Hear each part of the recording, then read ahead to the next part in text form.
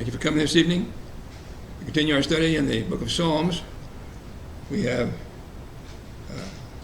finished the last 47 Psalms. We're still in a section where most of these are written either by David or by someone about David and his situations. Last time we discussed Psalms 45, 46, and 47.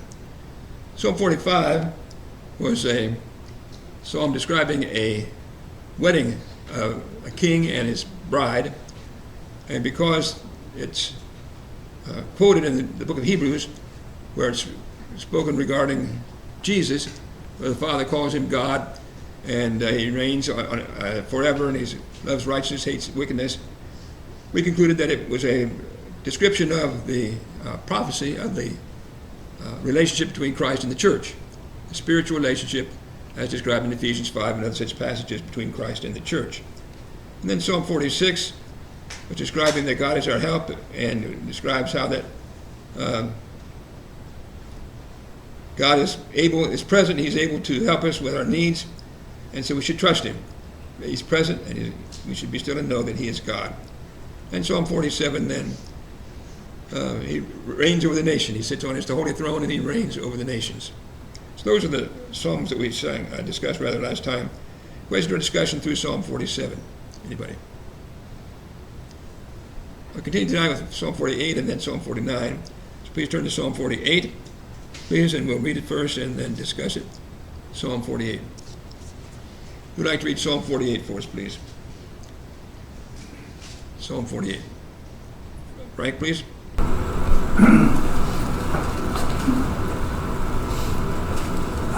Great is the Lord, and greatly to be praised in the city of our God, in his holy mountain, beautiful in elevation, the joy of the whole earth.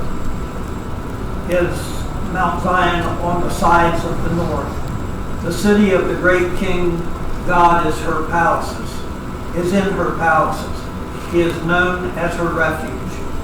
For behold, the kings assembled, they passed by together. They saw it, and so they marveled. They were troubled. They hastened away. Fear took hold of them there, and pain as a woman in birth pangs. As when you break the ships of Tarshish with the east wind. As we have heard, so we have seen in the city of the Lord of hosts, in the city of our God. God will establish it forever. Selah. We have thought, O God, on your loving kindness in the midst of your temple.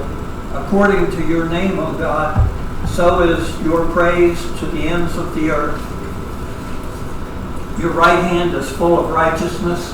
Let Mount Zion rejoice. Let the daughters of Judah be glad because of your judgments. Walk about Zion and go all around her. Count her towers. Mark well her bulwarks. Consider her palaces, that you may tell it to the generation following. For this is God, our God, forever and ever. He will be our guide, even to death. Okay. So, look at the questions. Question number one. First three verses.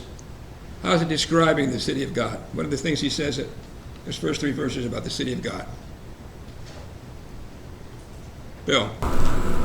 Beautiful in elevation, and a joy to the whole earth. All right, it's beautiful in elevation. It's a joy to the whole earth. What else does he say about the city of Jerusalem or Zion? Right? It's described as the city of the great King, and God is in her palaces, and God is known as her refuge. Okay. So we have in this psalm a description of Zion, Jerusalem, the city of the great King. And I really think to understand or to appreciate the psalm, we need to consider the last part of question number one. What was the significance of Zion and Jerusalem to the people of Israel in the Old Testament? How did they view that city as related to the psalm here? Karen. It was their physical capital, but it was also their spiritual capital. It's where the temple was. Okay, so it's where the temple was, therefore it was a spiritual capital. It was the place of worship. Okay, other comments on the significance of Jerusalem or Zion in the Old Testament? Okay, I think it's important for us to try to visualize or to appreciate what that meant to a Jew. To know that this was a city, not just the capital city, like we might think of Washington, D.C., it was also the focus of their worship, but it was also the symbol of their covenant relationship with God. The fact that God had put his place of worship there and chosen that place for them to go to offer the sacrifices and so on, made this a place of symbolic significance to every Jew that their relation to God. And in their minds, unfortunately, in many cases, they thought that they were righteous because they had that city. It was more than what they should have thought of it, but that was a symbol of their service, their relationship with the true God. So we'll see as it proceeds some of the things it says about this city. Questions or discussion on this first 3 verses? Sharon. That last phrase in verse 3, he is known as her refuge. Usually, the city is the refuge for the people. But for Jerusalem, God is the refuge for the city. And we're going to see more as we go along how that affects people from other nations. And again, you have to think of that in terms that we don't tend to think of. Sometimes we hear people say, well, America is a Christian nation, even though we know in a lot of ways that's not true. But it would never be true like it was with the relationship between Israel and God. There was a definite special choice God had made of that nation. He was their God. They were his people. And this is symbolized by this city. Okay? So think as we go through this discussion, what does it have to do with us today? I didn't ask that question on the assignments, but I wish I had because it's really the application we need to make. How does this relate to us today? To think about this city of Jerusalem and God's relationship to it. So we'll talk more about it as we conclude the chapter. Okay, so then we go down to verse 4, question number 2. How does the city affect kings and people from other nations when they saw it? Verses 4 through 8. Here's this city, the people of Israel view it as beautiful, it's a joy, not just to them, but to the whole earth. And the city of the king, and he's known as their refuge, but how does this affect other people? Verses 4 through 8. People from other nations, how are they affected by it?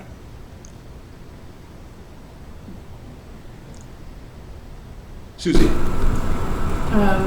Says they marveled and they were troubled. They hastened away from it. Fear took hold of them and pain as though in childbirth, and as when they had been on ships that had been broken in two by east winds. So during shipwreck. Okay. Okay. So they marvel, they're troubled, they're afraid, pain like a woman in childbirth, breaking like a ship. What's the significance? What's the point being made by that description? Or maybe I should say, why might kings and people from other nations look at it that way? It certainly wasn't the way the people of Israel looked at it. Why would it affect other people from other nations that way? Rick. I don't know if I'm right on, but I look at it as the kings as they walked by and seen how great this place was.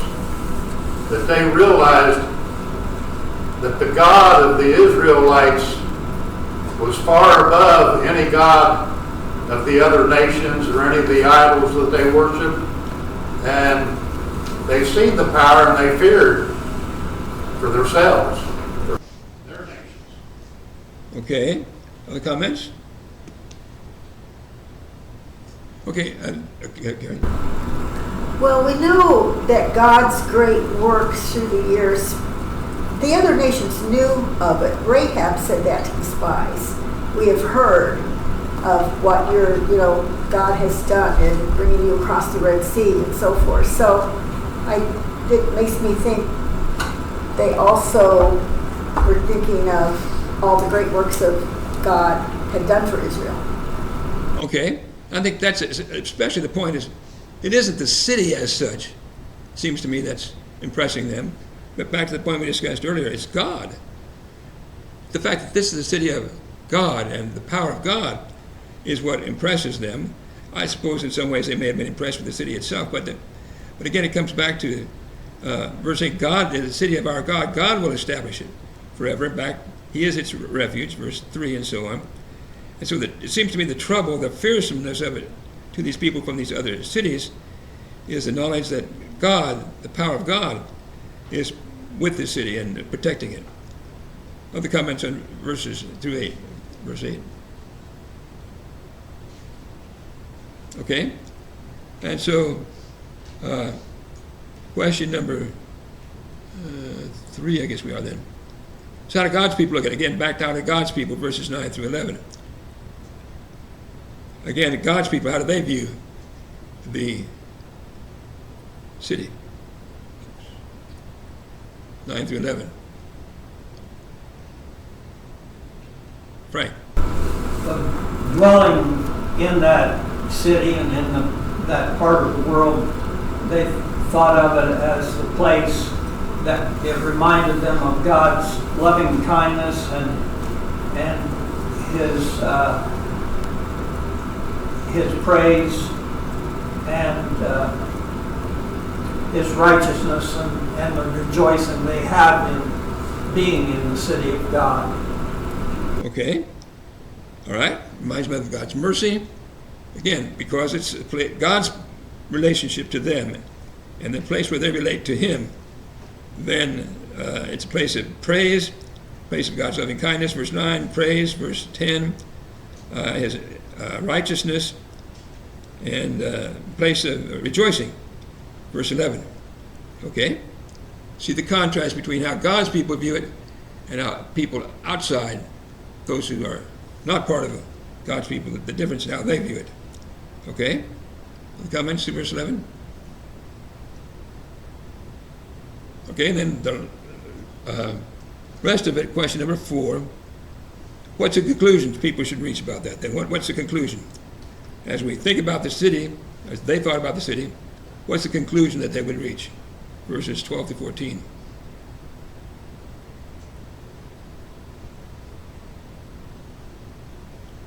Susan? Well, they were to look around and see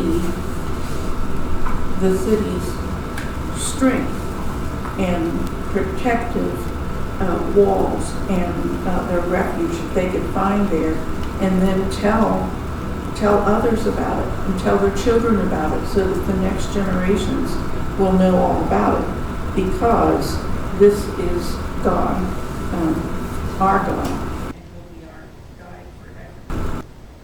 Okay, so they should observe the city, appreciate it, and tell others about it, especially the following generations, future generations. Tell them about it. Why? Because it's God, His city. And because of their relationship with God, this was God's city, they should tell the future generations about it. Okay? Questions or discussion on how the passage describes the city and how the people should view it? Sharon. To me, this whole psalm forms a deliberate contrast with the way the capital cities of other empires were designed. When we excavate Babylon or Nineveh or the great cities in Egypt, all the main roads leading to the palace and the entrance to the palace and the throne rooms are all magnificent and deliberately intended to show the splendor of the human king. The huge statues and beautiful colors and artistry, and they're designed to show that the king is wealthy and powerful and mighty, and don't mess with him. But Jerusalem it's beautiful, but its beauty doesn't show the magnificence of the human king. Jerusalem's beauty shows the majesty of God Himself. Okay. Okay. So now, a question that I brought up at the beginning of the discussion. How does that relate to us? What lesson or application should we make of Here's how Israel viewed their Jerusalem. What is our Jerusalem? And what lesson should we learn today? Is it a physical city today that should impress us? Frank. The church is referred to as the New Jerusalem and should reflect the beauty of God and the wonder of God and receiving His blessings. Okay. I know there must be more.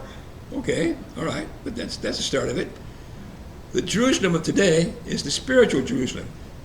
Just as wonderful and as that city of physical Jerusalem was to people of Israel because of God and His relationship with them symbolized there, even more so for us, we have a Jerusalem, but it's and a temple where we worship God today, but it's not a physical city. It's not a physical temple. It's a spiritual city and a spiritual temple, and it's the church. Okay? So, what passages would you go to show that? Again, I wish I'd put that in the assignments, but I didn't. But what passage would you go to show that we have a spiritual Jerusalem, a spiritual temple today, the church, and that because of our relationship with God, that's what makes the church important. Jerusalem was important because of the relationship with God, not because of the physical city. The church is important, not necessarily because of us, not because of the people, but because of God and because it's His relationship with the people. So passages you would give to show that. Question or passage you can give, anybody?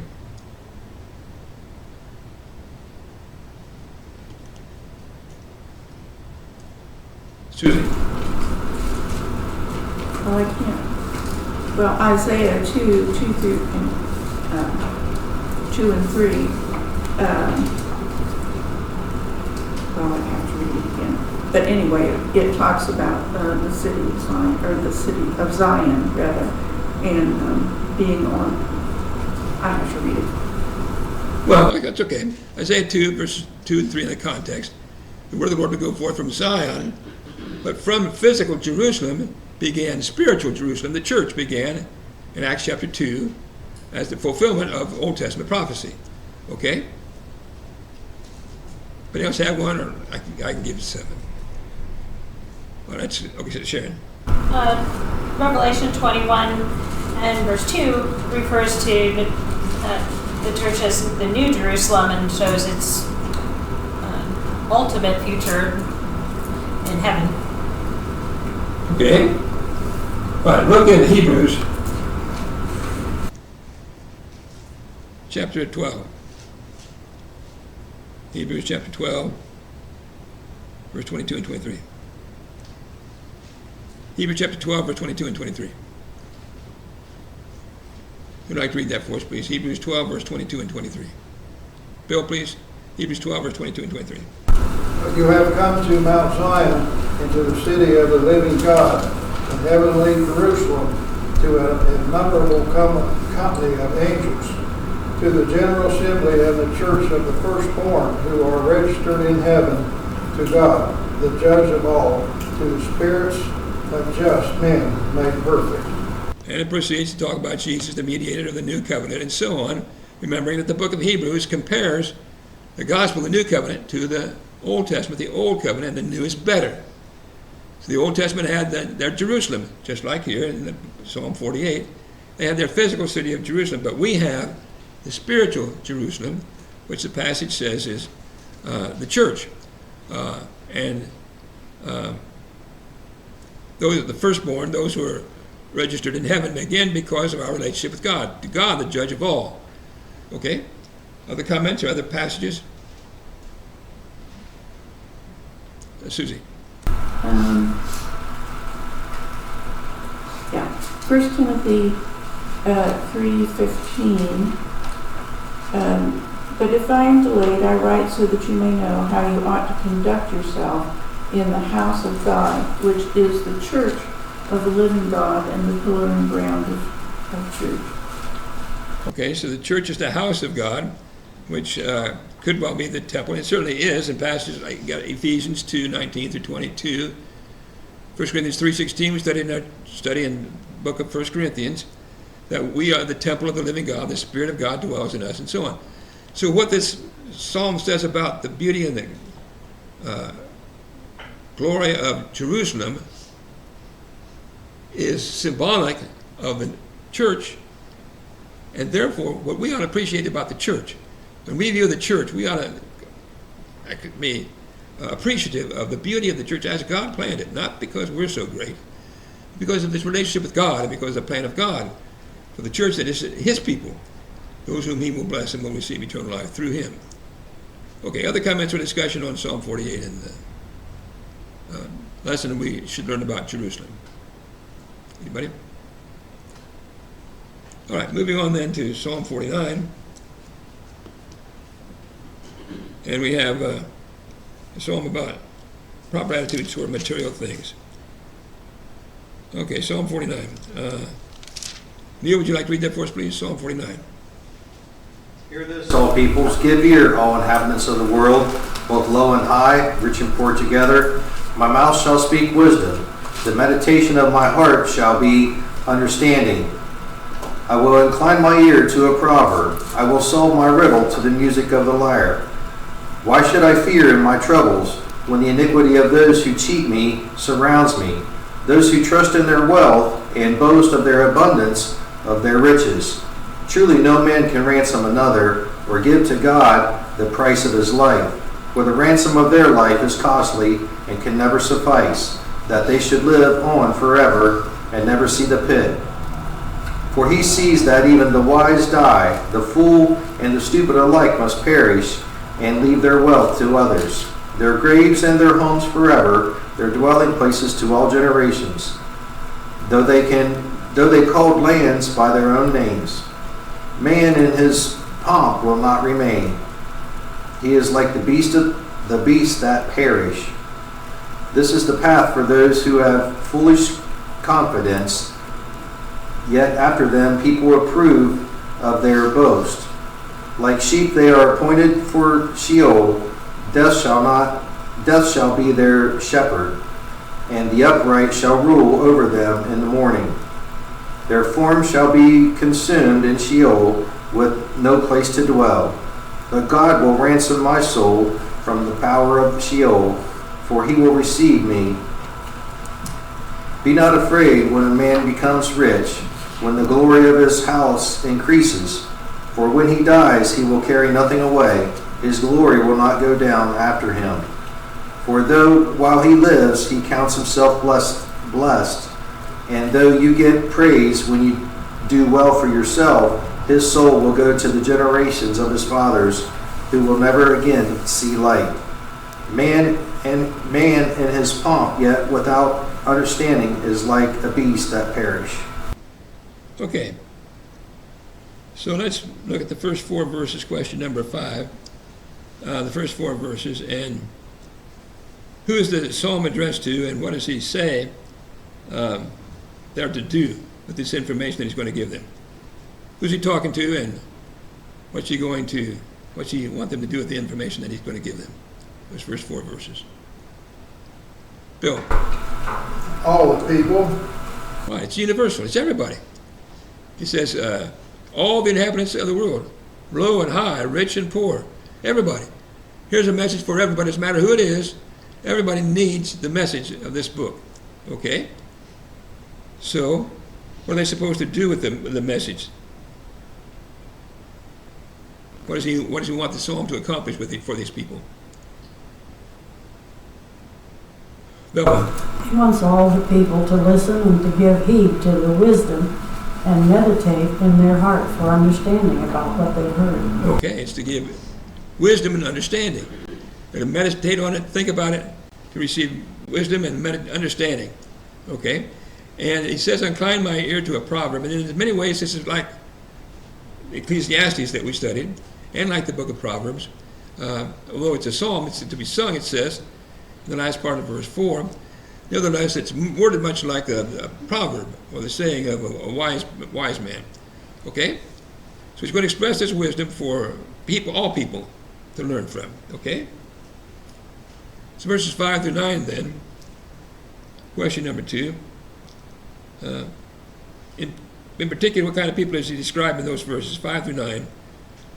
What kind of people is he talking about in verses 5 through 9? Neil. People who trust in themselves. People who trust in themselves. Okay. Other comments? Trust in their wealth and their riches. Okay, people who trust in themselves, trust in their multitude, boast in the multitude of their riches. Okay? So these are people who are rich or want to be rich. They're focusing on their wealth and their power that the wealth gives them. Okay? And then,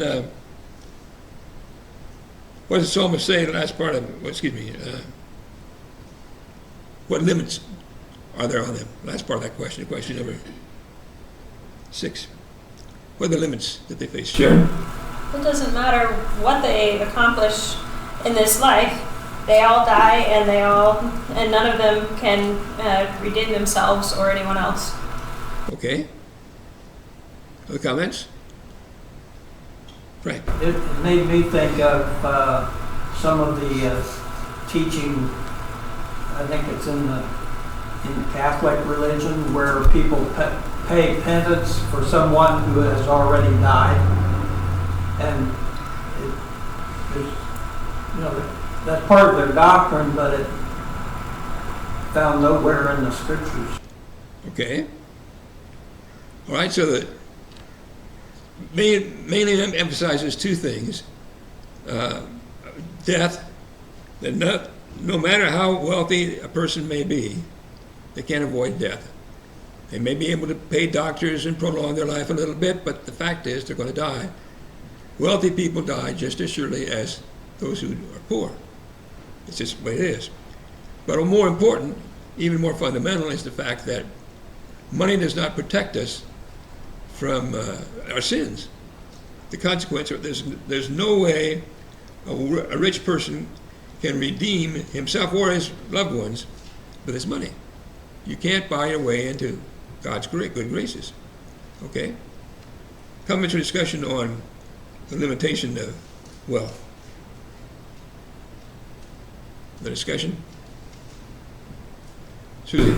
Well, we talked about how the spiritual Zion is the church, and then when he says that wealth or physical means can't be used to redeem oneself, but through the church, through Christ's church, he can redeem us. He what? Can redeem us. Okay, yes. So the answer is Christ. What money cannot do is what can be done only through Jesus Christ under the gospel, and that is the forgiveness of sins and redemption through the blood of Jesus Christ. That's what, and everybody can have that. That's not just for rich people. And anybody, everybody, because it's a message for everybody. Everybody can be redeemed by the blood of Jesus Christ. Okay? Other comments? What are some other important things that money cannot buy? There's a couple of things mentioned here. Money cannot buy, can't save you from death. Money can't buy redemption. What are some other things that money cannot buy?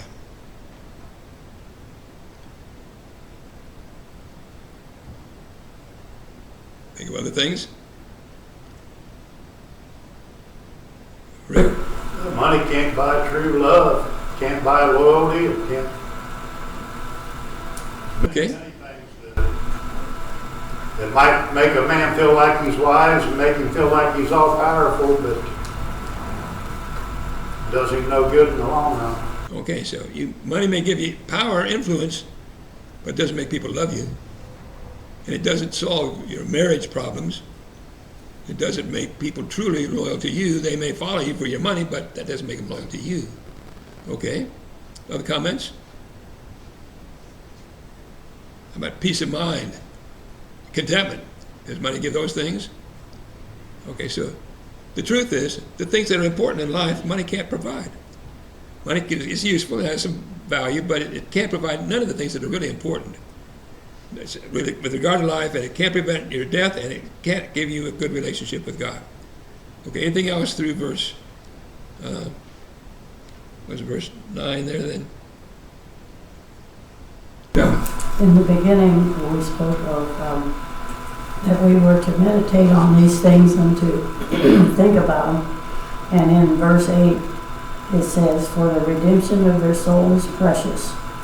And that would make them consider how precious their soul is. Yes. Redemption of the soul is precious because the soul itself is precious. Yes, okay. Other comments, Frank? What she just said, the redemption, the cost of that redemption is costly in this. What did you were saying? Precious. But it made me think that the cost of our souls, the redemption of our souls, was the blood of Christ. Yes. So it's costly. It isn't money that we could pay, but it certainly costs God and His Son the life of His Son. Okay? It's costly. We can't pay it, but God paid it for us. Okay? Other comments in verse 9. Okay, so then we continue verses 10 through 13, question number 7. What are some things that rich people think about their possessions?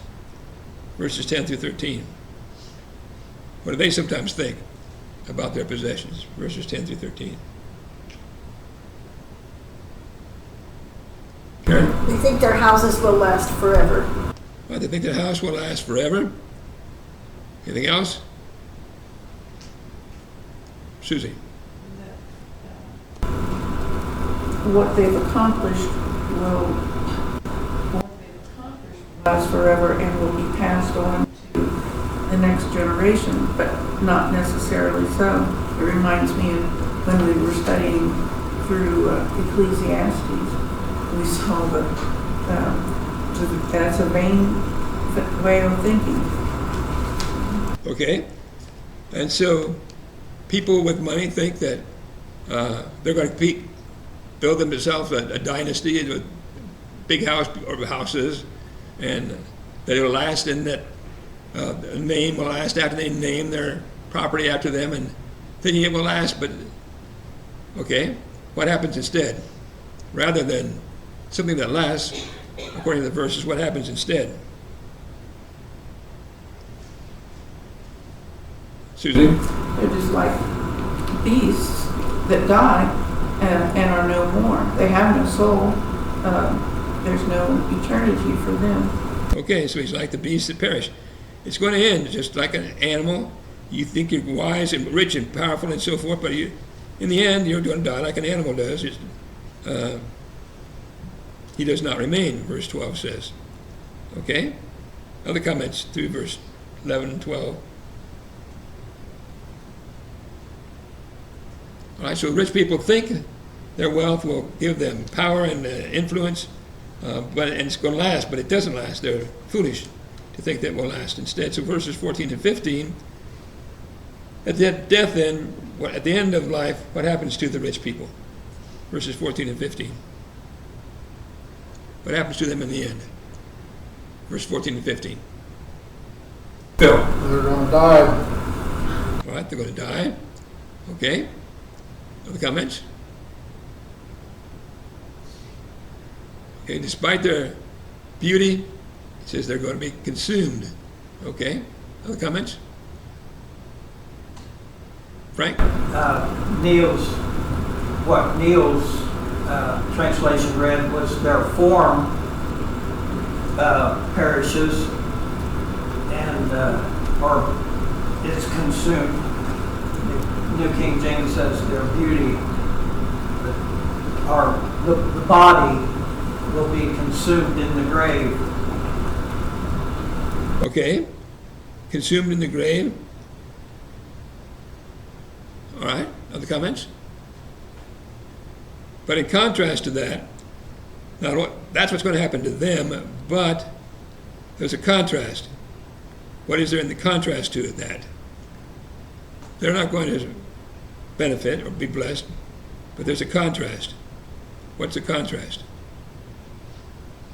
Sharon? Well, verse 15 is the answer to verses 7 and 8. We can't redeem our souls and we can't redeem others, but God can. And He will save us from death, and He can redeem our souls. Okay. So we mentioned that when we talked about the money cannot redeem the rich person. That had to be through Jesus Christ, but now we find the answer. Redemption is through God. God redeems our soul and will receive us. Okay, other comments? Susie. In verse 14, I've got the New King James, and it says, death, they're like sheep, they'll be laid in the grave. Death shall feed on them. Okay. Another version I read said that death shall rule over them. And I thought that was interesting because then in 15 it says, God will redeem my soul from the power of the grave. And Jesus was victorious over death and the grave. Okay. Jesus was victorious over the power of the grave, and so if God redeems us from the power of the grave, what's that mean?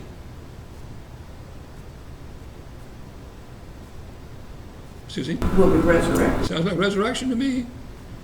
Now, we don't have very many references to resurrection in the Old Testament, but Jesus taught the Sadducees that it's there, that they should have known it from the Old Testament, and this sure sounds to me like one of them that teaches it. If God redeems our soul from the power of the grave, I don't know what that could be except resurrection. So here the rich people, they're going to go to the grave. We know they'll be resurrected too, but they won't be happy with it. But they're going to die, and their power and wealth can't prevent that. Okay? Other comments to verse 15. Okay? And then verses 16 through 20, question number 9. So why should we not fear them? These things that are true, as we finish the psalm, verse 16 through 20, why should we not be afraid of wealthy people? Based on the things we've learned, why should we not fear those who are wealthy? Verse 16 through 20. Karen. When he dies, he carries nothing away. Sorry? When he dies, he carries nothing away. All right, first of all, he's not going to take any of it with him. Nothing that he's got with him is going to, the wealth, he's not going to take any of it with him. What else? Anything else? Right. Whatever honor he had while on earth, he won't take that with him either. All right, his honor is going to end too, isn't it? He's not going to continue because his life ends. Why would people honor him if his life is gone? Okay. What else? Never see the light. Okay. Never see light again. All right. Other comments? Susan. There, another version I read that to not be, verse 16, do not be afraid when one becomes rich. Another version was, don't be envious or jealous of the rich because it's not going to last or do anything. Okay. And so in the end, they're like the beasts that perish. They don't take anything with them. What they had in this life is gone. No honor, no wealth. Okay? So the last question then, what are some other passages that talk about, what else can we learn about wealth, the danger of wealth from other scriptures, besides these passages, this psalm? What are some other lessons that you learned from other scriptures about wealth and our attitude toward it? The last question, question number 10. Karen. 1 Timothy 6, 9 and 10 says, but those who desire to be rich, so it doesn't just have to be rich, but those who desire riches fall into temptation and a snare and into many foolish and harmful lusts, which draw men into destruction and perdition, for the love of money is a root of all kinds of evil. All right. Love of money is the root of all kinds of evil. Other passages? Susan. Luke 12, 16 through 21, parable of the rich fool who built barns and laid up treasures on earth, but his life was required because he didn't lay up the treasures toward God. Okay. Okay. So what we learn here from the psalm We learn from many other passages as well the concept that 12, people trust it, people want it, but it's not really what's important in life. What's important in life is serving God, trusting Him, and He gives the blessings in the long run in eternal life. Anything else anybody has on Psalm 48 and 49? Okay, Lord willing, next time then, Psalm 50 and 51, and then, Lord willing, the week after that, we'll go back to our study of 1 Corinthians, starting in 1 Corinthians 7. Okay? So thank you.